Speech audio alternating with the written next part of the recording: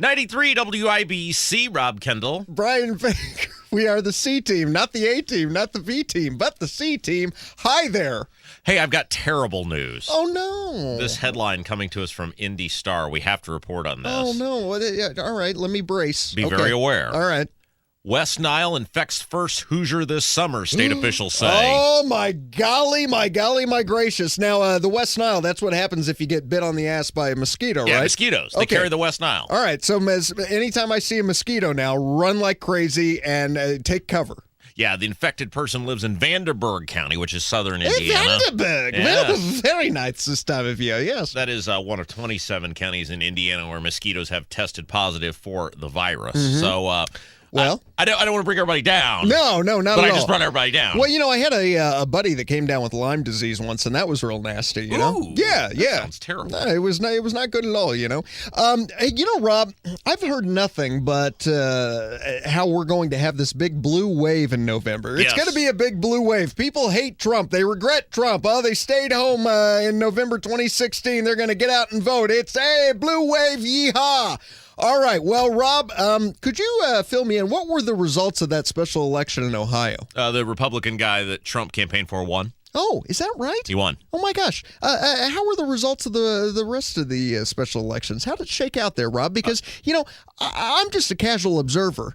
But and let me ask you a question and just run right over you and go on with my commentary if I could. Yeah, I'm a casual observer, and it appears to me as though it's not going to just be an easy blue wave. Well, the two guys Trump endorsed in Michigan both won. Oh, hoppy dog. That guy he endorsed who was running for governor in Kansas. He was winning. Yes. They haven't called the race yet, but he's winning. Now, okay, good. It looks like it's going to be 5 for 5 for Trump. Yeah. Now, the only thing that I saw is that Democrats were very excited because they had their first Muslim elected to Congress and also their first gay Native American. Was that it? Well, there was a Muslim running for the Democrat nomination to be the governor of Michigan. He lost by 20 points. Oh, bummer.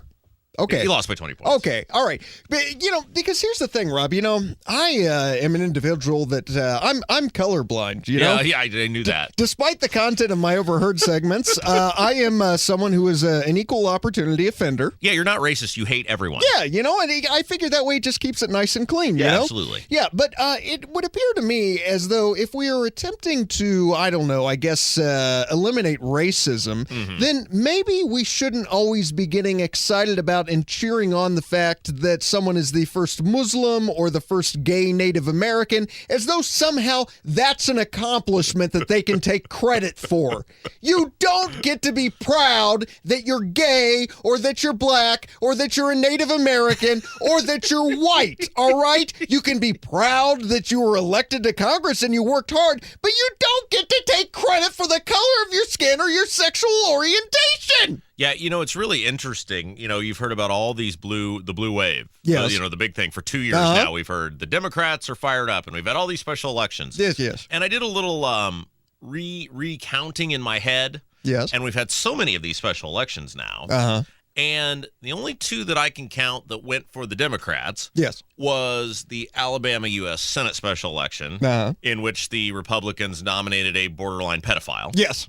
Against Trump. Tell him not to do that, by the way. He said, go with Luther Strange. And the other guy in Pennsylvania who was as exciting as dry paint ran for U.S. House and all. Those are the only two. Everything else has stayed with the GOP. Yeah, it turned out okay. Oh, by the way, Chris Connor, not Chris Collins. Collins, yeah. Yes.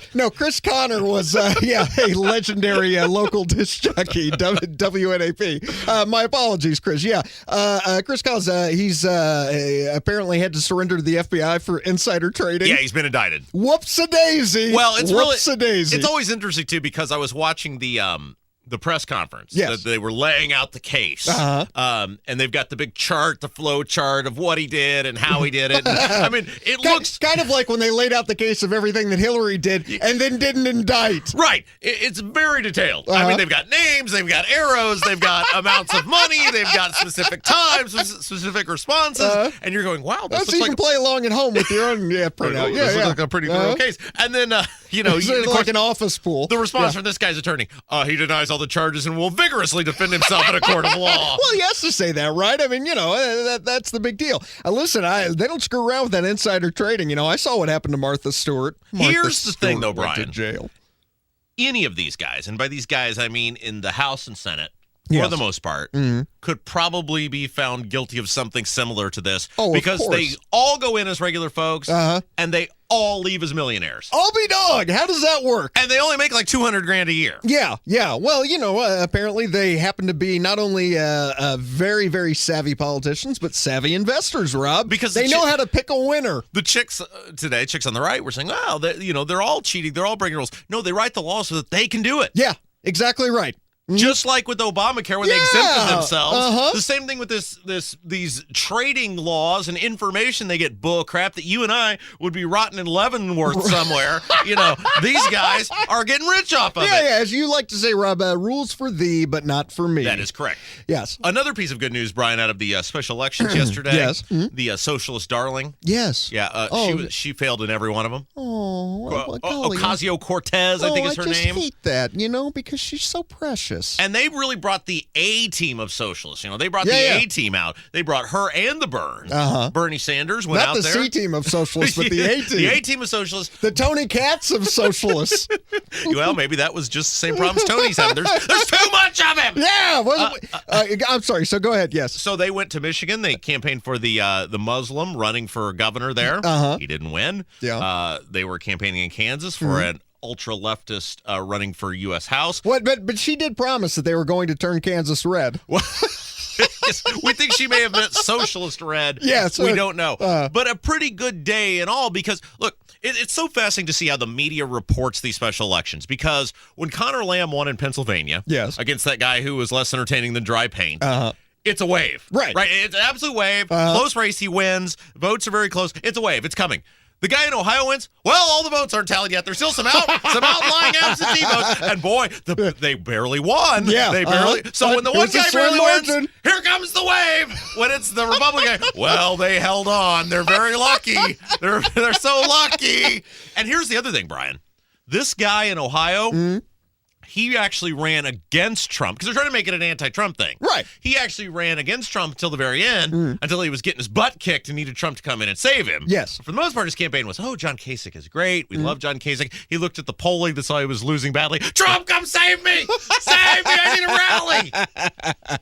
I love it. Hey, Rob, quickly before we wrap up here, I was reading an article this morning about this father at Target and Cerritos, which is out in California. Okay. And Rob, I've been thinking more and more about moving back to California, especially yesterday I had a meeting and I walked out of that thinking maybe, it was time to pack my bags. But then every time I start thinking about it, something bad is happening in California that I read about. And this father in Cerritos apparently caught a man following his 15-year-old daughter around with a little selfie stick camera and was trying to take pictures up the girl's skirt. Is that wrong?